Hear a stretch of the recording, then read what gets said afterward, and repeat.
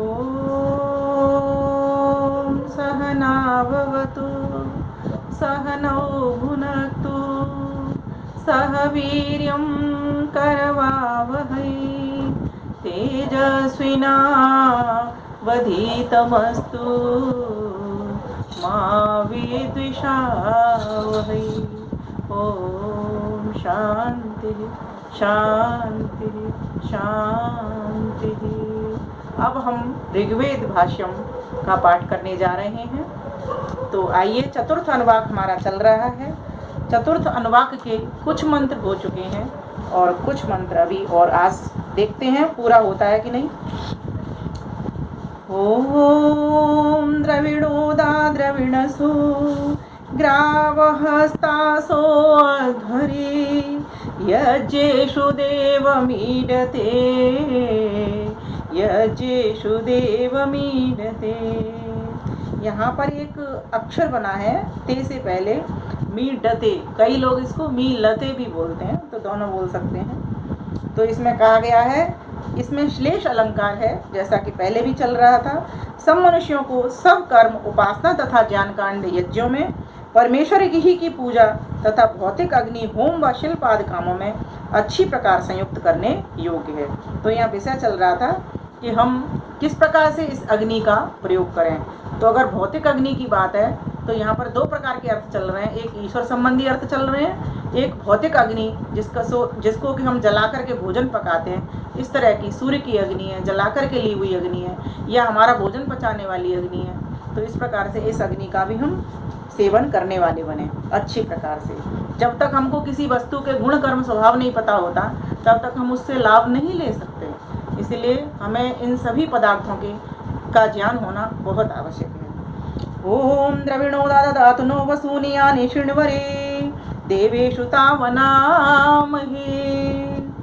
परमेश्वर ने इस संसार में जीवों के लिए जो पदार्थ उत्पन्न किए हैं, उपकार में संयुक्त किए हैं, उन पदार्थों से जितने प्रत्यक्ष व अप्रत्यक्ष वस्तु से सुख उत्पन्न होते हैं, वे विद्वानों के ही संग से सुख देने वाले होते हैं। यज्ञ करने वाले मनुष्यों को ऋतुओं में करने योग्य कार्यों का उपदेश अब अगले मंत्र में किया गया है। ओम द्रविणोदाः पिपीषति जुहोत प्रचतिष्ठत नेष्ट्रादृतुभिरश्यत नेष्ट्रादृतुभिरिष्यत। इस मंत्र में वाचक लुप्तोपमा अलंकार है। वाचक, लुप्त और उपमा। उपमा अलंकार में किसी चीज की किसी दूसरी चीज से उपमा दी जाती है। अब वो उपमा यहाँ पर कुछ अक्षरों के माध्यम से लुप्त है। ठीक है। वाचक शब्द जैसे के समान ऐसे शब्द भी नहीं हो। जैसे कोई स्त्री चंद्रमा के समान सुंदर है, अब इसमें से क्या बोल दिया जाए, जैसे कोई स्त्री सुंदर है, अब चंद्रमा के समान नहीं बोला जाए, या फिर चंद्रमा जैसी है ऐसे बोल दिया जाए। तो यहाँ पर कुछ अक्षरों का जो है वह यहाँ पर लोप हो गया है, इसीलिए इसको वाचक लुप्तोपमा अलंकार कहते हैं। उपमेय, उपमान और वाचक, ये तीन इसमें समझने के लिए चीजें होती हैं। तो उपमेय कौन होता है, जिसकी उपमा दी जा रही है, जिससे दी जा रही है वो उपमान होता है। जैसे स्त्री की उपमा किससे दी जा रही है, चंद्रमा से दी जा रही है। और के समान, ये जो शब्द आया के समान, ये क्या है, ये वाचक है। तो यहाँ पर ये लुप्त हो रहा है। तो इस प्रकार से समझना चाहिए। मनुष्यों को अच्छे ही काम सीखने चाहिए, तुष्ट नहीं, और सब ऋतुओं में सब सुखों के लिए यथायोग्य कर्म करना चाहिए तथा जिस ऋतु में जो देश स्थिति करने व जाना आना तथा उस देश के अनुसार खाना पीना, वस्त्र धारणा आदि व्यवहार करके सब व्यवहारों में सुखों को निरंतर सेवन करना चाहिए। फिर ऋतु ऋतु में ईश्वर का ध्यान करना चाहिए। इस विषय का उपदेश अब अगले मंत्र में किया जा रहा है। ओम यत्वा तुर्यम ऋतुभिः त्रिविडोदो यजामहे अथस्मानो दधिर्भव। परमेश्वर तीन प्रकार के अर्थात स्थूल, सूक्ष्म और कारण रूप जगत से अलग होने के कारण चौथा है। इन तीन कारणों के अलावा वो चौथा तत्व है, चौथा पदार्थ है। ये जो स्थूल, सूक्ष्म और ये जो कारण है, जैसे स्थूल पदार्थ क्या है, ये जो भौतिक पदार्थ जो दिखाई दे रहा है स्थूल संसार। सूक्ष्म क्या है, जैसे अपने पिंड में देखें तो हमारा अंतःकरण। और कारण प्रकृति है जो कारण है। तो इनसे पूरा ये संसार बना हुआ है प्रकृति से, लेकिन परमेश्वर इनसे अलग तत्व है, यहाँ बताया गया है। तो कहा परमेश्वर 3 प्रकार के अर्थात स्थूल, सूक्ष्म और कारण रूप जगत से अलग होने के कारण चौथा है, जो कि सब मनुष्यों को सर्वव्यापी, सबका अंतर्यामी और आधार नित्य पूजन करने के योग्य है। उसको छोड़कर ईश्वर बुद्धि करके किसी दूसरे पदार्थ की उपासना नहीं करनी चाहिए, क्योंकि इससे भिन्न कोई कर्म के अनुसार जीवन को फल देने वाला नहीं है। जीवों को फल देने वाला तो वह परम चेतन परमेश्वर ही है। फिर ऋतुओं के साथ में सूर्य और चंद्रमा के गुणों का उपदेश अगले मंत्र में किया गया है। ओम अश्विना पिबतम मधुदीद्रग्नि शुचिव्रता रथुना यज्वाहसा। ईश्वर उपदेश करता है कि मैंने जो सूर्य, चंद्रमा तथा इस प्रकार मिले हुए अन्य भी दो पदार्थों कार्यों की सिद्धि के लिए संयुक्त किए हैं, हे मनुष्यों, तुम्हें भी अच्छी प्रकार सब ऋतुओं के सुख तथा व्यवहार की सिद्धि को प्राप्त कराते हैं। इनको सब लोगों को समझना चाहिए। फिर भी भौतिक अग्नि के गुणों का उपदेश अब अगले मंत्रों में किया गया है। ओम गार्हपत्येन संतरितुना यज्ञनीरसी देवान देवयते यज। जो विद्वानों से सब व्यवहार रूप कामों में ऋतु के प्रति विद्या के साथ अच्छी प्रकार प्रयोग किया हुआ अग्नि है, सो मनुष्य आदि प्राणियों के लिए दिव्य सुखों को प्राप्त करता है। जो सब देवों के अनुयोगी बसंत आदि ऋतु हैं, उनके यथायोग्य गुण प्रतिपादन से 14वें सूक्त के अर्थ के साथ इस 15वें सूक्त के अर्थ की संगति जाननी चाहिए। ओम आत्वा वहन्तु हरयो वृषणं सोमपीतये इंद्रत्वा सूरचक्षसः। 16वें सूक्त के आरंभ में यह प्रथम मंत्र है। इसमें सूर्य के गुणों का उपदेश किया गया है। इसमें भी इंद्र देवता है, गायत्री छंद है और उसी तरह से षड्ज इसका स्वर है। ओम आत्वा वहन्तु हरयो वृषणं सोमपीतये इंद्रत्वा सूरचक्षसः। सूर्य की प्रत्यक्ष दीप्ति सब रसों के हरने, सबका प्रकाश करने तथा वर्षा कराने वाली है। वह यथायोग्य अनुकूलता के साथ सेवन करने से मनुष्यों को उत्तम उत्तम सुख देती है। फिर भी अगले मंत्र में सूर्य लोक के गुणों का ही उपदेश किया गया है। ओम इमाधाना घृतस्नुवो हरि इहोपवक्षतः इंद्रम सुखतमे रथे। इस संसार में रात्रि और दिन, शुक्ल तथा कृष्ण पक्ष, दक्षिणायन और उत्तरायण हरण करने वाले होते हैं। उनसे सूर्य लोक आनंद रूप व्यवहारों को प्राप्त करता है। तो यहाँ देखो, रात, दिन, शुक्ल पक्ष, कृष्ण पक्ष, दक्षिणायन और उत्तरायण, इन सब का भी वर्णन इस वेद के भीतर आया हुआ है। पिछली बार भी हमने इस तरह का मंत्र पढ़ा था। इन सब से भी हम सुख को प्राप्त करते हैं और ये सब सूर्य लोक के कारण हैं। ओम इंद्रम प्रातः हवामा इंद्रम प्रत्यध्वरे इंद्रम सोमस्य पीतये। मनुष्यों को परमेश्वर प्रतिदिन उपासना करने योग्य है और उसकी ही आज्ञा के अनुकूल वर्तना चाहिए। बिजली तथा जो प्राण रूप वायु है, उसकी विद्या से पदार्थों का भोग करना चाहिए। अब अगले मंत्र में इंद्र शब्द से वायु के गुणों का उपदेश किया गया है। अब इंद्र से यहाँ पर वायु के गुणों को जानेंगे। ओम उपना सुतमा गए हरिवीरेंद्र के शिवी सुते हित्वा हवामहे। अब ये देखिए, वायु को ईश्वर के लिए भी वायु शब्द प्रयुक्त होता है और इन दूसरे पदार्थ, जड़ पदार्थों के लिए भी वायु शब्द प्रयुक्त होता है। तो जैसा विषय चलता है मंत्र का, उसके अनुसार संगति परक हमको अर्थ समझना चाहिए। तो यहाँ पर उपासना का विषय नहीं चल रहा, प्रार्थना का विषय नहीं चल रहा, यहाँ दूसरा विषय चल रहा है। यहाँ पर उनके तत्वों के गुण समझने हैं। तो अब यहाँ पर जो वायु है उसको भी इंद्र कहा गया है। जैसे इंद्र जीवात्मा को भी कहा जाता है, परमात्मा को भी कहा जाता है, तो जड़ देवों के लिए भी इंद्र शब्द आता है। तो यहाँ पर इस मंत्र में जड़ देव वायु के लिए मंत्र आया हुआ है, जिसे इंद्र कहा है। जो पदार्थ हम लोगों को शिल्प आदि व्यवहारों में उपकार युक्त करने चाहिए, वे अग्नि, विद्युत, सूर्य और वायु ही के निमित्त से प्रकाशित होते तथा जाते आते हैं। फिर अगले मंत्र में इंद्र के गुणों का उपदेश किया गया है। ओम सेमम न स्तोममा गायुपेदम सवनम सुतम गौरो नो त्रिशः पिबः। तो इसमें कहा, इसमें उपमा अलंकार है, इसमें उपमा दी गई है। जैसे अत्यंत, जैसे आएगा ना, जैसे अत्यंत प्यासे मृग आदि पशु और पक्षी वेग से दौड़कर नदी, तालाब आदि स्थान को प्राप्त होकर जल को पीते हैं, वैसे ही यह सूर्य लोक अपनी वेगवती किरणों से औषधि आदि को प्राप्त होकर उसके रस को पीता है। सो यह विद्या की वृद्धि के लिए मनुष्य को यथावत उपयुक्त करना चाहिए। यहाँ पर 30वां वर्ग समाप्त हुआ।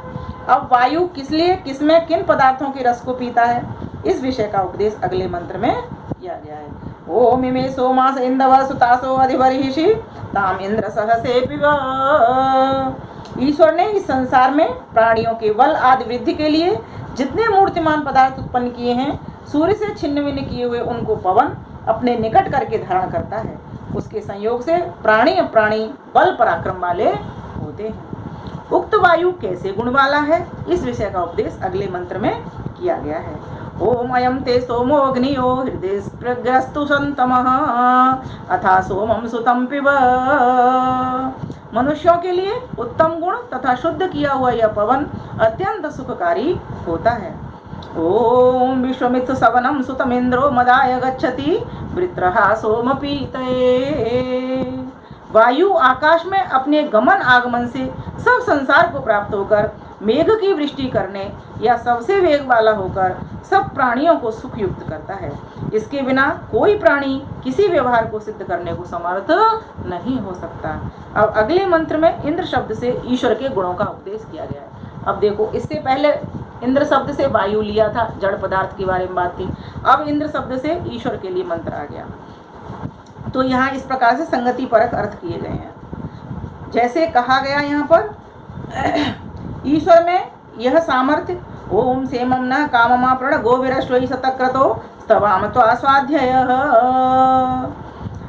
ईश्वर में यह सामर्थ्य सदैव रहता है कि पुरुषार्थी धर्मात्मा मनुष्यों का उनके कर्मों के अनुसार सब कामनाओं से पूर्ण करना तथा जो संसार में परम उत्तम उत्तम पदार्थों का उत्पादन तथा धारण करके सब प्राणियों को सुखयुक्त करता है।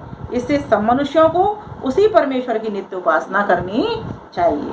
ऋतुओं के संपादक जो सूर्य और वायु आदि पदार्थ हैं, उनके यथायोग्य प्रतिपादन से पूर्व 15वें सूक्त के अर्थ के साथ इस 16वें सूक्त के अर्थ की संगति समझनी चाहिए। यह 16वां सूक्त और 31वां वर्ग यहाँ पर समाप्त हुआ।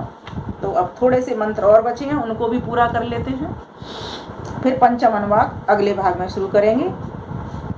अब 17वें सूक्त के आरंभ में भी वही षड स्वर है और जो गायत्री छंद है इसमें निश्चित भूरिक आदि पिपीलिका मध्यानी, इस प्रकार से समझना चाहिए। और इसका जो देवता है इंद्र और वरुण, ये दो देवता इसमें आए हैं। ओम इंद्रा वरुण योरहम सम्राजोरव आवृणे तानो मृडात ईदृशे। जैसे प्रकाशमान संसार के उपकार करने, सब सुखों के देने, व्यवहारों के हेतु और चक्रवर्ती राजा के समान सबकी रक्षा करने वाले सूर्य और चंद्रमा हैं, वैसे ही हम लोगों को भी होना चाहिए। अब इंद्र और वरुण से संयुक्त किए हुए अग्नि और जल के गुणों का उपदेश अगले मंत्र में किया गया है। ओम गंतारास्तो अवसे हवम विप्रस्य मावतः धरतारा चर्षणीनां। पूर्व मंत्र से इस मंत्र में आवृणे इस पद का ग्रहण किया है। विद्वानों से युक्ति के साथ कला यंत्रों में युक्त किए हुए अग्नि जल जब कलाओं से बल में आते हैं तब रथों को शीघ्र चलाने, उनमें बैठे हुए मनुष्य आदि प्राणी पदार्थों के धारण कराने और सबको सुख देने वाले होते हैं। तो इन रथों में भी इनका जल अग्नि और वायु इन सब का प्रवेश होता है, इन्हीं के कारण ये रथ आदि चलते हैं। ओम अनुकामम तर्पयेथा मिंद्रा वरुण राय आ तावाम नेदिष्टमी महे। इस प्रकार ये साधे हुए दोनों किस किस के हेतु होते हैं, तो इस विषय का इस मंत्र में मनुष्यों को योग्य है कि जिस प्रकार अग्नि और जल के गुणों को जानकर क्रिया कुशलता में संयुक्त किए हुए ये दोनों बहुत बहुत उत्तम सुखों को प्राप्त करें, उस युक्ति के साथ कार्यों में अच्छी प्रकार इनका प्रयोग करना चाहिए। उक्त कार्य के करने से क्या होता है, इस विषय का उपदेश अगले मंत्र में। ओम युवा कुहिश्चीनाम ओम युवा कुहिशचीनाम युवा कुसुमतीनाम भया भूयाम वाजदावनाम। मनुष्यों को सदा आलस्य छोड़कर अच्छे कामों का सेवन तथा विद्वानों का समागम नित्य करना चाहिए, जिससे अविद्या और दरिद्रता जल मूल से नष्ट हो जावे। फिर इंद्र और वरुण किस प्रकार के हैं, इस विषय का उपदेश अगले मंत्र में। ओम इंद्र सहस्रदावनाम वरुणः संश्यानाम क्रतुर्भवति उक्थ्यः। पहले मंत्र से इस मंत्र में ही पद की अनुवृत्ति है। जितने पृथ्वी आदि व अन्न आदि पदार्थ दान आदि के साधक हैं, उनमें अग्नि, विद्युत और सूर्य मुख्य हैं। इससे सबको चाहिए कि उनके गुणों का उपदेश करके उनकी स्तुति व उनके उपदेश को सुने और करें, क्योंकि जो पृथ्वी आदि पदार्थों में जल, वायु और चंद्रमा अपने अपने गुणों के साथ प्रशंसा करने और जानने योग्य हैं, वे क्रिया कुशलता में संयुक्त किए हुए उन क्रियाओं को सिद्ध कराने वाले होते हैं। यह 32वां वर्ग यहाँ पर समाप्त हुआ। अब फिर इन दोनों में मनुष्यों को क्या क्या करना चाहिए। ओम तयोरिदवसा वयम सनेमने च धीमहि स्यादुत प्ररेचनम। मनुष्यों को उचित है कि अग्नि आदि पदार्थों के उपयोग से पूर्ण धन का संपादन और उसकी रक्षा व उन्नति करके यथा योग्य खर्च करने से विद्या और राज्य की वृद्धि से सबके हित की उन्नति करनी चाहिए। कैसे धन के लिए उपाय करना चाहिए, इस विषय का उपदेश अगले मंत्र में किया गया है। ओम इंद्रावरुण वामहम भुवे चित्राय राधसे अस्मान सुजिज्ञूषस्कृतम।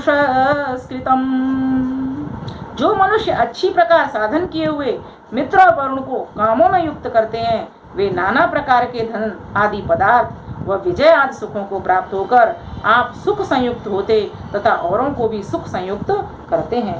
फिर उनसे क्या क्या सिद्ध होता है। ओम इंद्रावरुण नूनु वांसि शासन्ति शुधुष्वा अस्मभ्यम शर्म यच्छतम। इस मंत्र में पूर्व मंत्र से हुए पद का ग्रहण किया गया है।